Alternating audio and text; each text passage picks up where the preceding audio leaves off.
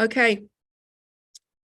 Today is our first workshop of the Global Entrepreneur in Residence program, and I'm really pleased to introduce you to Tongayi Choto, the co-founder and CEO of AfriBlocks, who'll be sharing more about how you can use freelancers to scale up your business. So I would like to hand over to Tongayi. Tongayi, welcome. Great. Thank you so much. I appreciate you for having me. Yeah. So I'm going to go ahead and share my screen.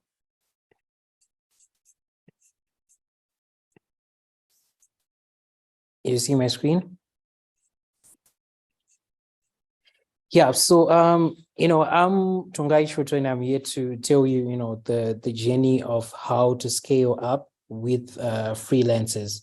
And my name is Tongayi Choto. I'm the co-founder of AfriBlocks, which is a Pan-African freelancers talent marketplace. So we'll talk about designers, developers, marketers, and we connect them with remote jobs, mainly from the USA, the UK, and Canada. And, in 2020, I was recognized as one of the most influential people of African descent inside Africa.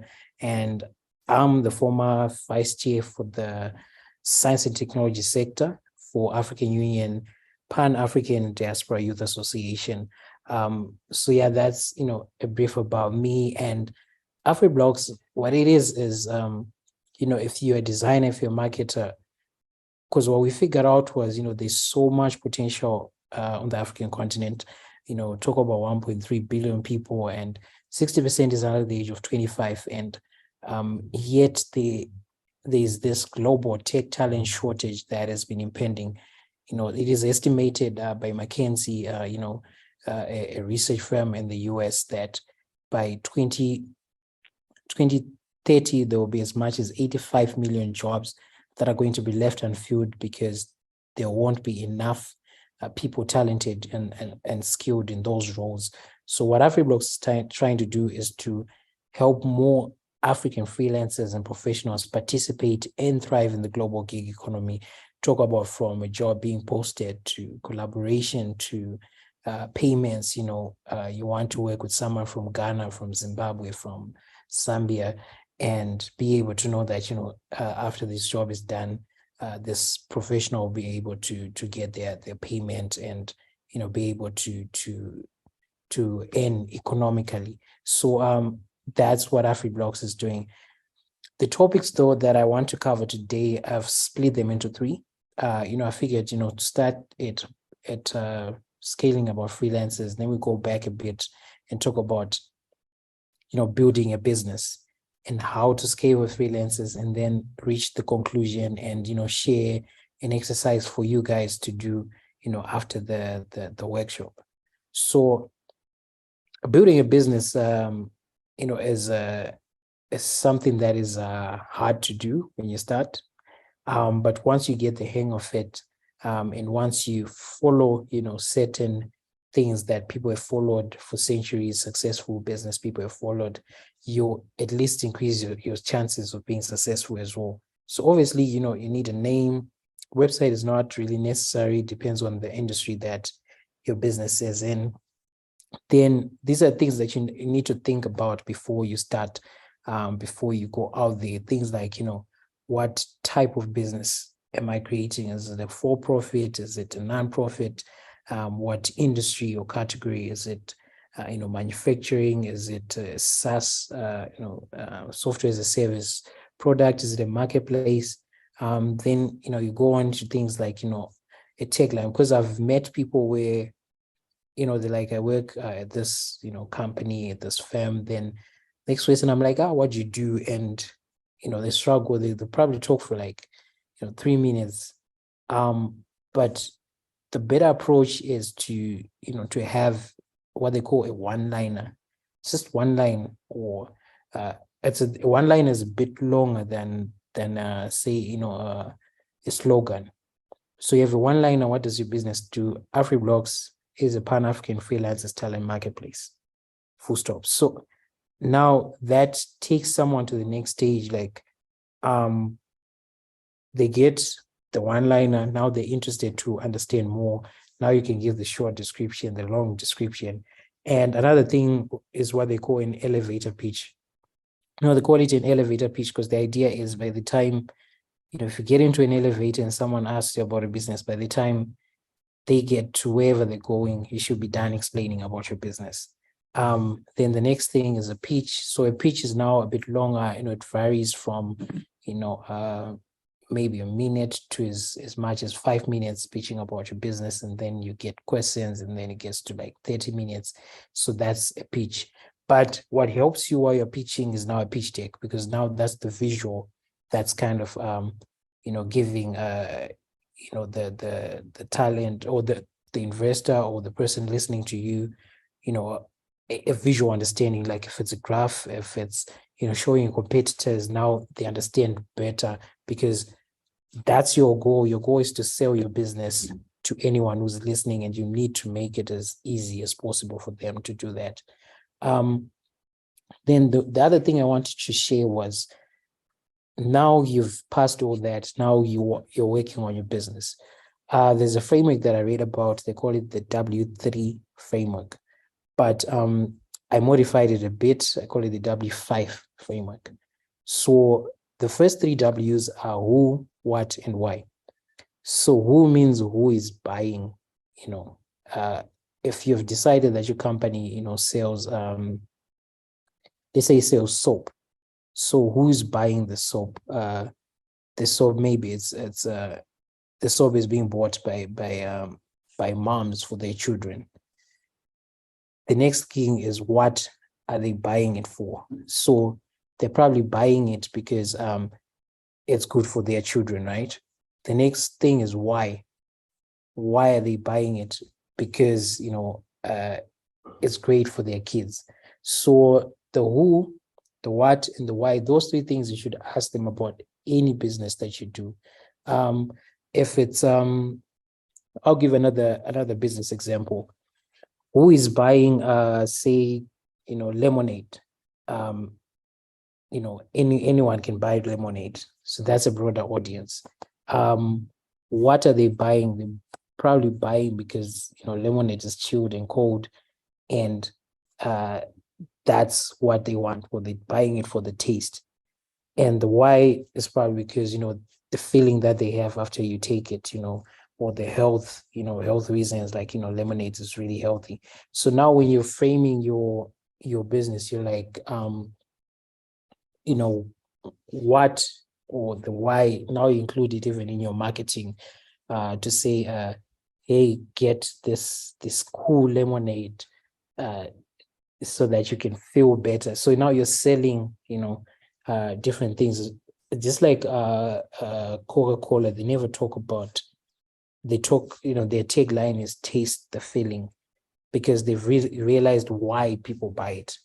So those are the 3 things. Then the next, the things that I added, I figured you also need the when.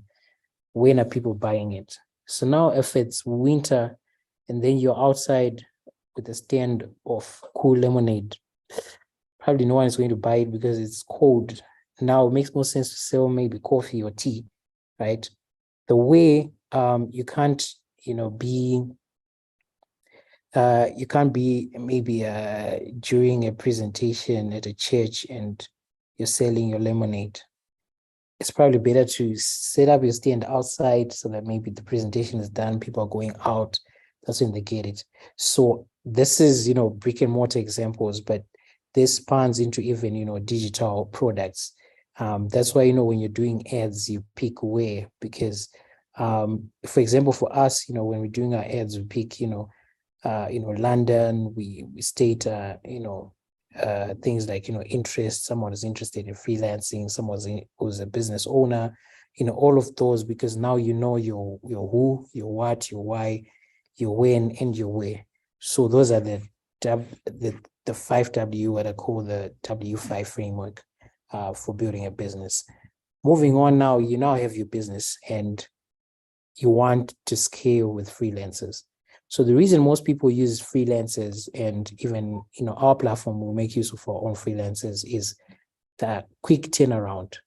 So you need something done, you need a logo up, A freelancer is a contractor.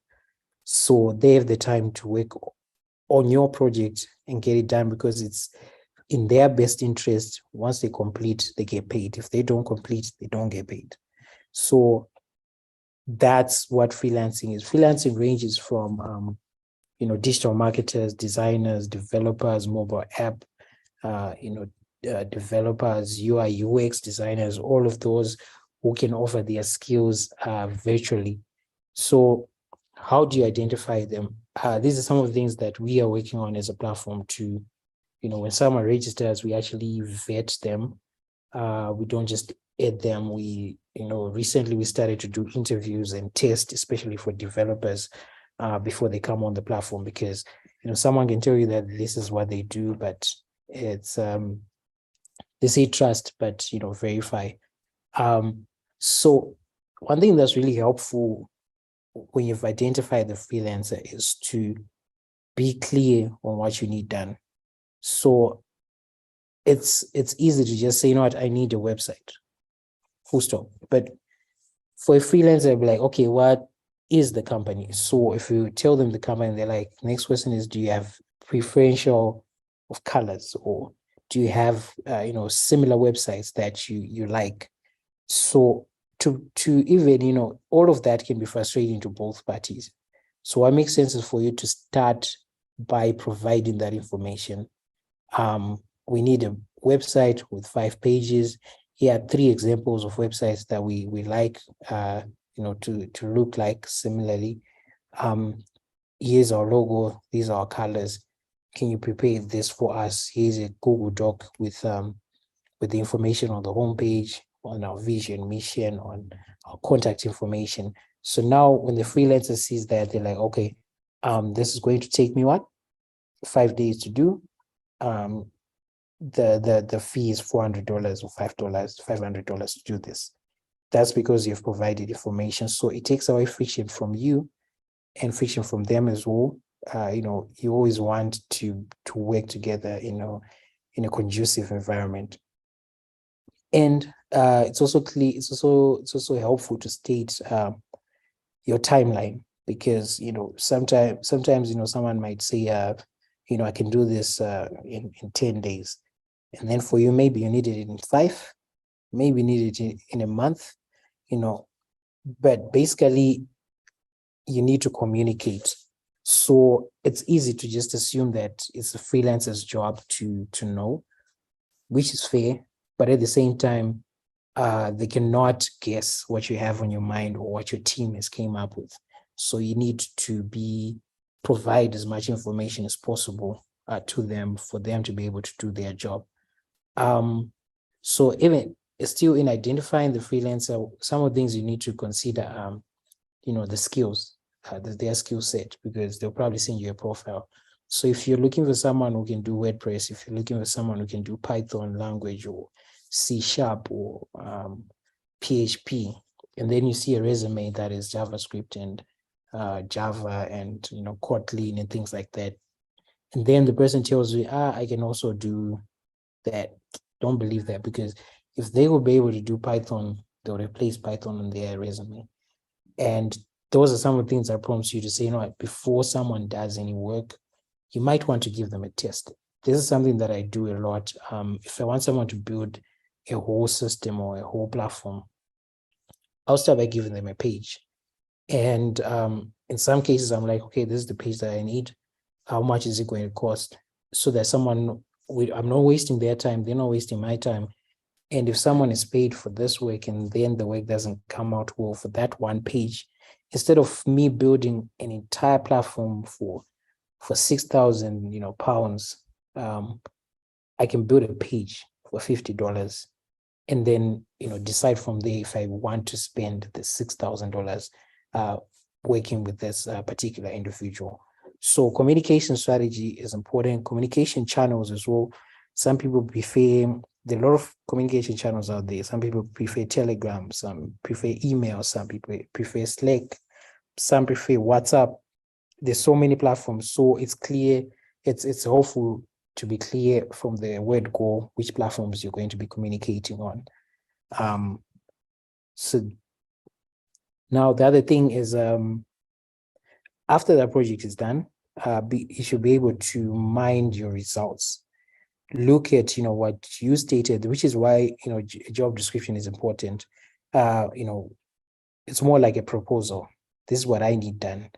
And they're like, this is what I can do for you. And then you're like, we agree, let's work on this.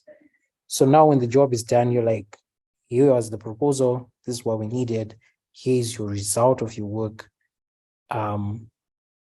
Is it what we needed? Is it what we agreed? If it's not, then, you're clear because there's a document that both of you are looking at. And then there's the issue of progress as well. Someone said, I'm going to get this done in 5 days. And now you're like a month in. You need to cut your losses. That happens a lot because 5 days, maybe someone can do it and can miss, with 2 days. But if it's a month and they keep telling you this and that, you probably need to stop.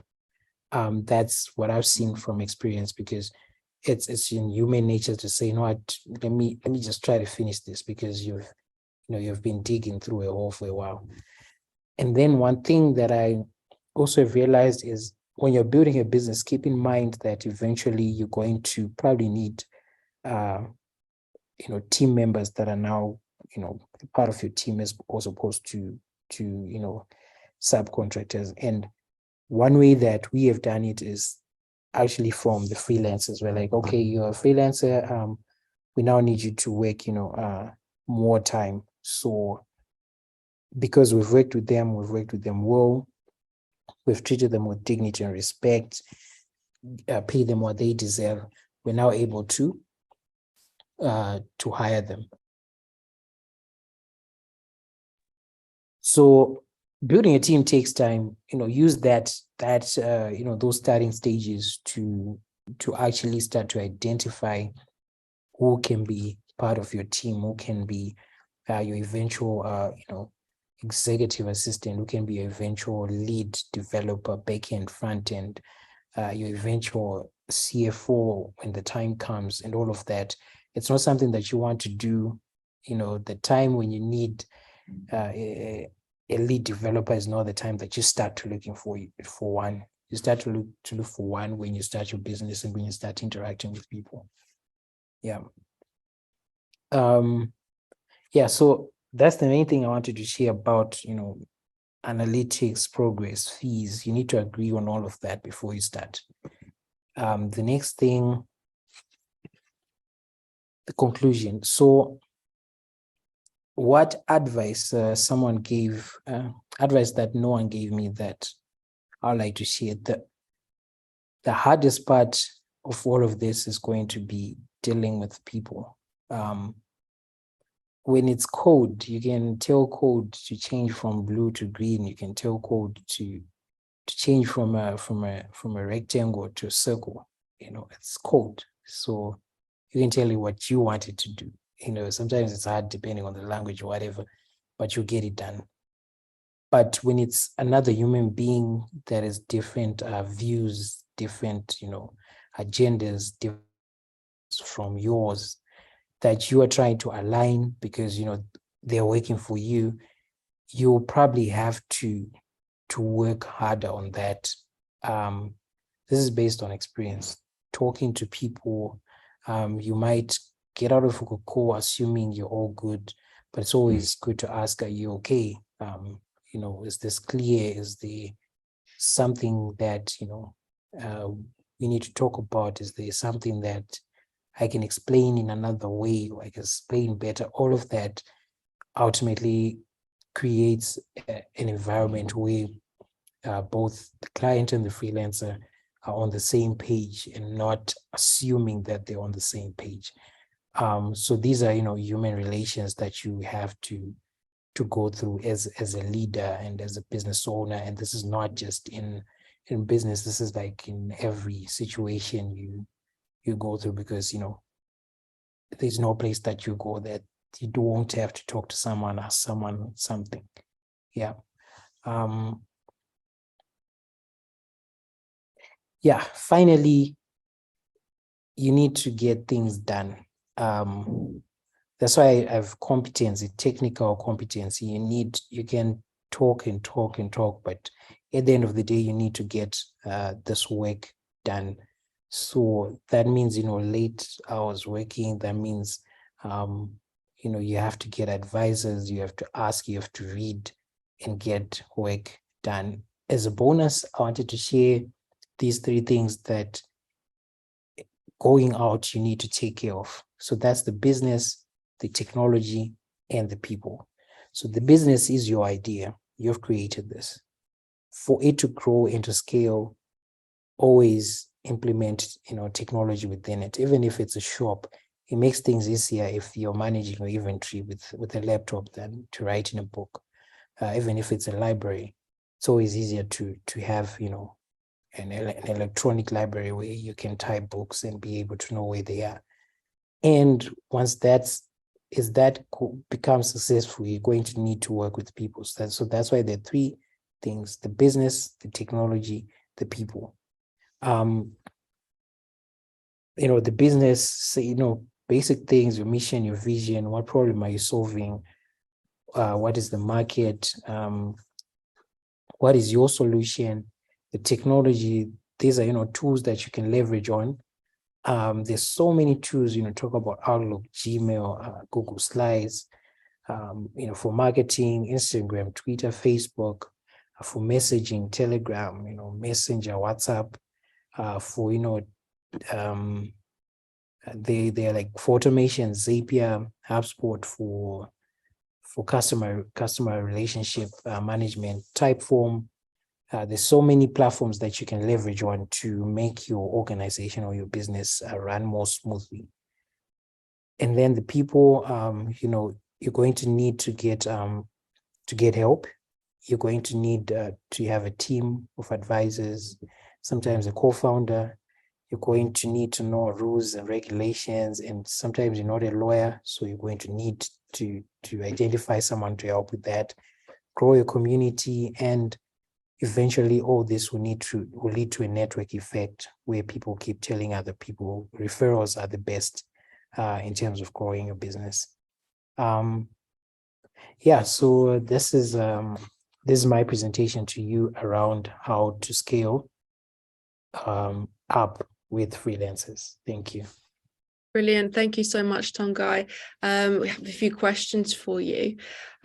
So what advice would you give someone if they were looking to get a freelancer on board and they want to put together a technical specification, but they want the let's say a web app to have a few functionalities?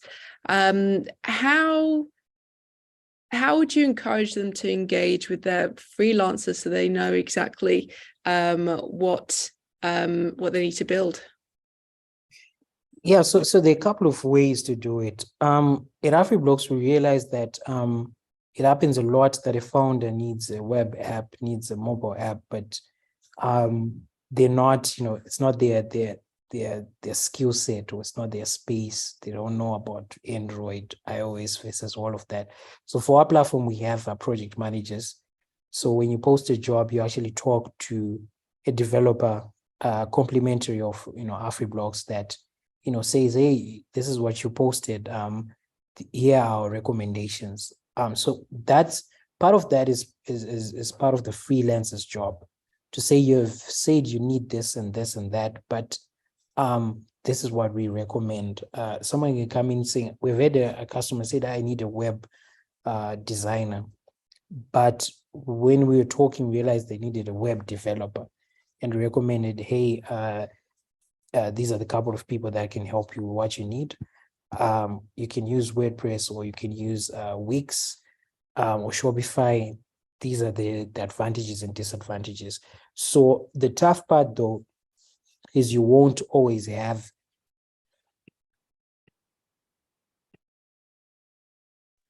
you won't always have a freelancer that's willing to go that extra mile to guide you through all this. So that's where, for me, what I had to do in some cases was to ask some of my advisors, to ask some of my colleagues. You probably know someone who knows a developer. We ask a favor, hey, this is what I'm doing. what do you think about this job post or job description? And developers like to be asked things, so they'll give you feedback. So all of that, you can combine all of those things to come up with a specification document, and then share that with the freelancer. Thank you very much. Could you talk me through how we could engage with AfriBlocks if we were looking for a freelancer to build a web app or a phone app? Great. So the best way is to visit afriblocks.com.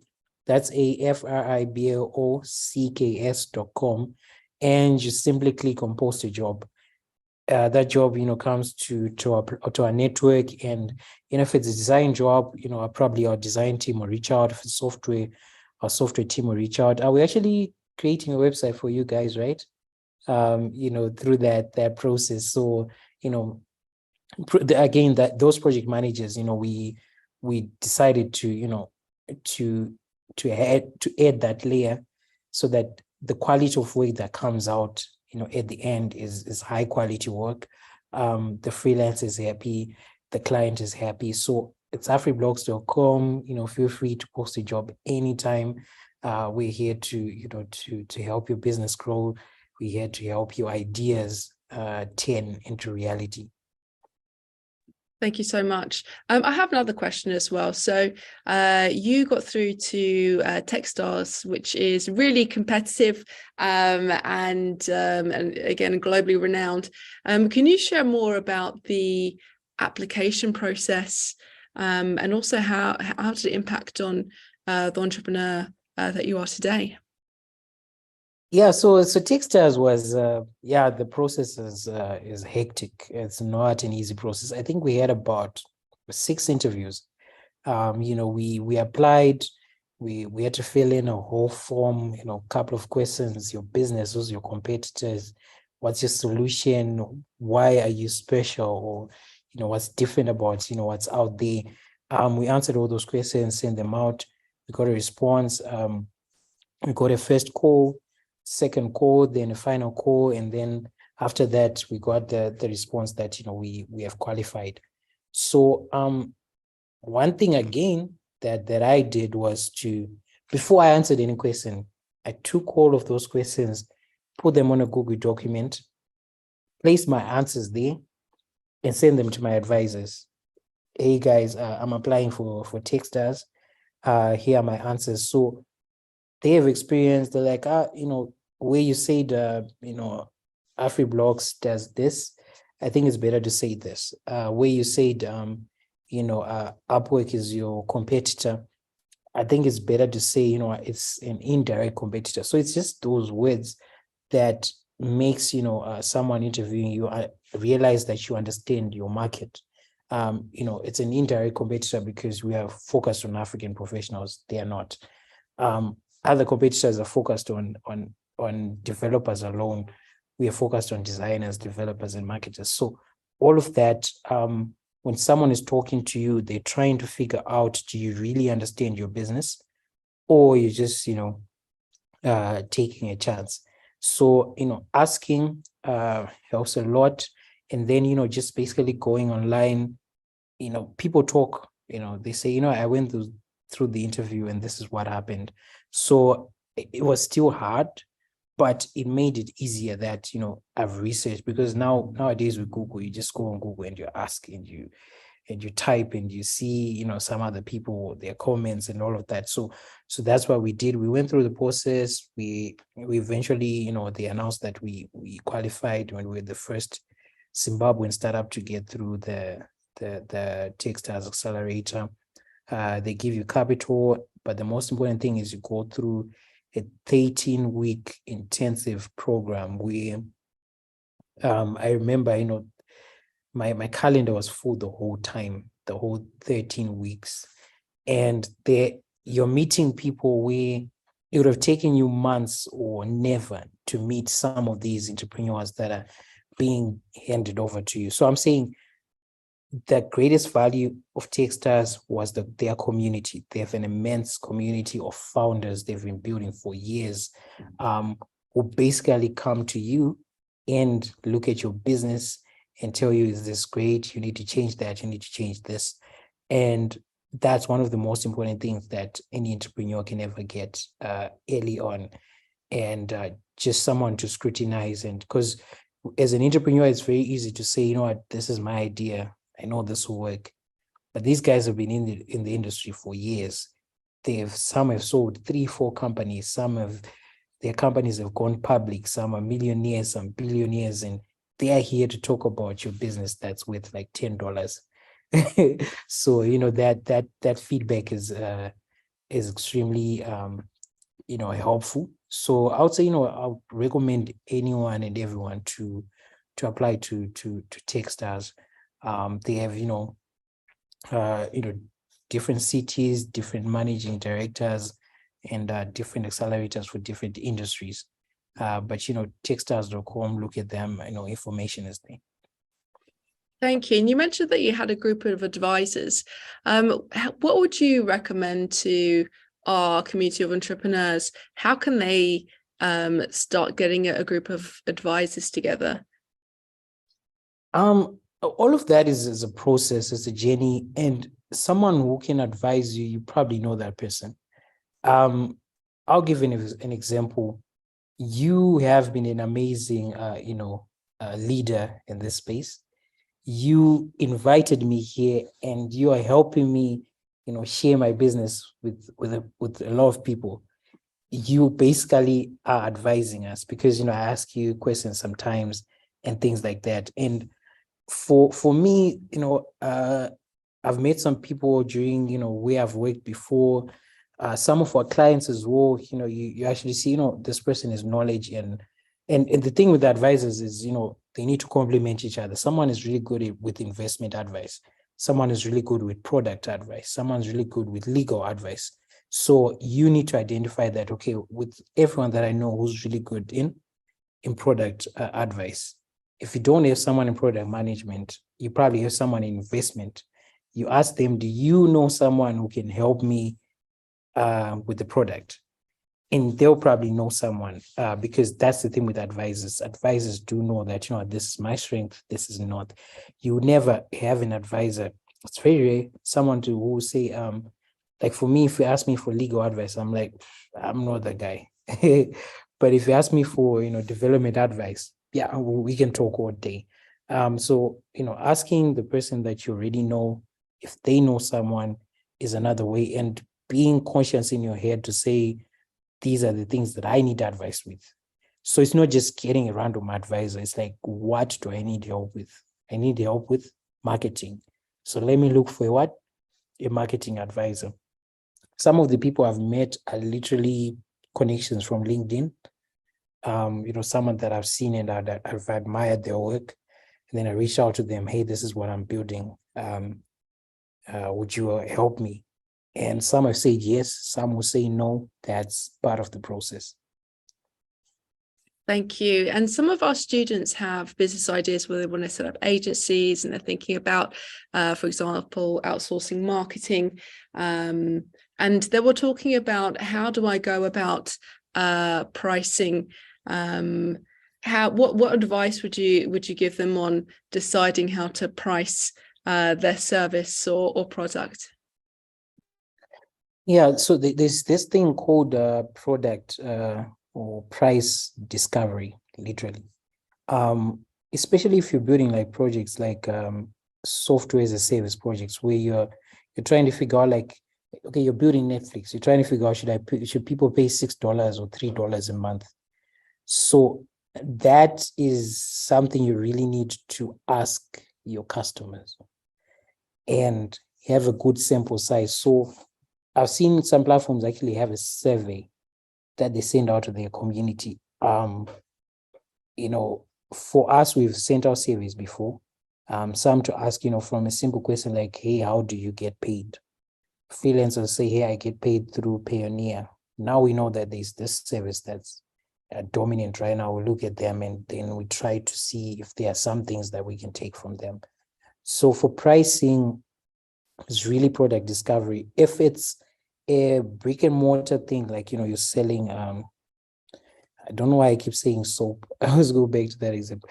You're selling soap, and now it's things about like how much did it cost you to get that inventory? How much will it cost you to acquire a customer to buy it? How much will it cost you to market that product? And then now from there, if all of that is going to cost you $10 to sell the soap, and then now you decide how much markup, I want to place a markup of 50%. So now you're selling that at $15. So I always think like brick and mortar or retail is easier kind of to figure out, as opposed to software products, because software products, like, that's where you really need to literally put a service out there. Like, don't stop, because a lot of people take too long to put a product out there. You need one thing. You need a landing page. You don't need the whole website. You can have a landing page. I'm selling coaching services, $50 an hour, one-on-one. You put it out there, and you look at the analytics. How many people clicked on this? 300 people clicked on this. One person bought it. So $50 is not working. Of course, sometimes it may mean maybe no one wants the service. That's another interpretation from that. Next thing, you lower your service to $25. How many people opened it? Maybe now 5,000 opened. From 5,000, maybe 10 booked the service. So now it's product discovery, and all of those experiments need to be done, and need to be done fast, and need to be recorded, because if you don't record, come 3 months later, you won't remember what happened when, because your mind is not meant to remember things. It's meant to process things. That's what I always tell my team: write things down, look at what you wrote. You don't have to remember how many people clicked on it. You just have to pull it up, and then now your mind is trying to process. So this is how many people clicked, 10 paid, so this, I might be getting closer to the right price. Thank you. My last question for you would be, what advice would you give to entrepreneurs who have this large vision of, let's say, an app that has various functionalities, let's say numerous functionalities, but they're at a stage where they say, okay, I don't have much funding available. I don't have an expert to build that. I can't actually set up that business right now. What advice would you give them? The first thing is get started. The second thing is you probably don't need to have all those features. Figure out, I guess that's why you need to go back to what do you want. Those 5 whys, those 5 W's, who, what, where, why, like all of those things make you figure out what the business should be about. So you can start out saying the business should be a learning platform where people can chat and do video calls. And then you're like, okay, who am I targeting? And then you figure out the people you're targeting don't even want video calls. They want voice calls. So now we're about to build a feature that no one wanted. But because, as an entrepreneur, it's very easy to want to build this thing that's in your head, even though you need to listen to what the data, the information, the feedback that you're getting. So I would say, when you have an app and it's huge, change it out. Maybe you can even place a roadmap to say, at this stage, this is what we're starting with. I'll give an example of, someone wanted to start a broadcasting service. So I was like, maybe you probably need to record videos and then stream them later, because they wanted a live stream service. Maybe you start by recording, because streaming is difficult. Streaming means you need to be online all the time. So if you start there, you get traction, you get customers that pay you, then you use that money to get to the next stage. But if the stage that you are, you figure out like, this is perfect, we're making money here, we're killing it, then there's no need for you to add that feature that was just going to stress you, and you would have probably not launched in 3, 4 years, because you're working on something that's in your head that no one told you they need. Thank you so much, Tongayi. Thank you so much for sharing more about how entrepreneurs can scale their businesses with freelancers. It's so great to have you back as a guest. Everyone always learns so much. We will share more about AfriBlocks and how our students can find out where your website is. And thank you for coming. Great. Thank you so much. I appreciate you. Wonderful. I'm just going to stop recording for the moment. Okay.